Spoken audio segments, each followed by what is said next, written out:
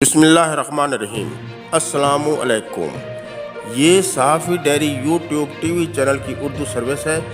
آج کی اہم ہیڈ لائنز اور تجزیاتی رپورٹ کے ساتھ میں ہوں سید ارشاد بخاری۔ سب سے پہلے ہیڈ لائنز۔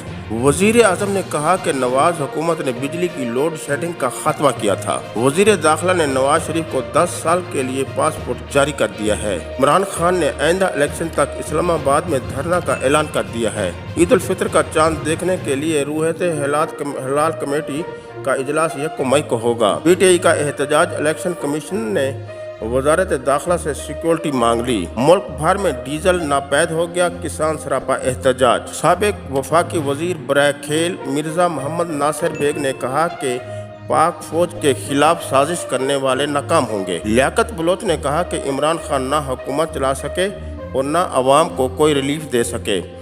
بھارت نے طالب علموں کو پاکستان میں تعلیم حاصل کرنے سے روک دیا۔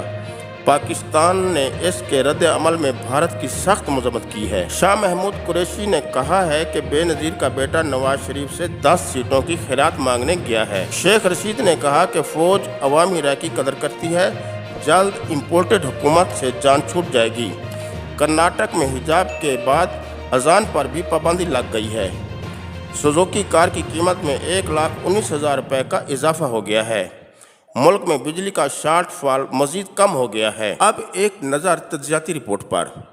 2014 میں عمران خان نے نواز حکومت کے خلاف 120 دن کا اسلام آباد میں دھرنا دیا تھا، مگر 2018 کے الیکشن میں 2/3 اکثریت حاصل نہ کر سکا تھا اور اسے مخلوط حکومت بنانا پڑی تھی، جو کہ رواں سال مدت سے پہلے چھو منتر ہو گئی ہے۔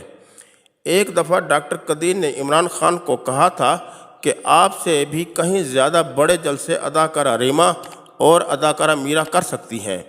اس پر عمران خان نے ڈاکٹر قدیر کے ساتھ سخت ناراضگی کا اظہار کیا تھا اور اس قومی ہیرو کے نماز جنازہ میں بھی نہیں گئے تھے۔ اب عمران خان کی حکومت چند ووٹوں کے سبب گر چکی ہے۔ اس نے آئندہ الیکشن تک اسلام آباد میں ایک اور دھرنے کا اعلان کر دیا ہے، جو اس لیے بھی بے سود ہو سکتا ہے کہ اب عمران خان کسی کا لاڈلا نہیں رہا۔ عالمی طاقتوں اور ملکی اداروں کے خلاف اس کی بیان بازی اسے کبھی بھی کامیاب نہیں ہونے دے گی۔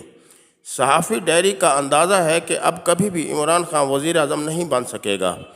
پارٹی میں ویسے بھی قیادت کا بہت بڑا فقدان ہے۔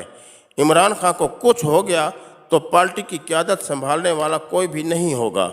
صحافی ڈیری کا عوام کو مشورہ ہے کہ وہ دھرنا بازیوں میں موسمی تھپڑ کھانے سے خود کو بچائیں۔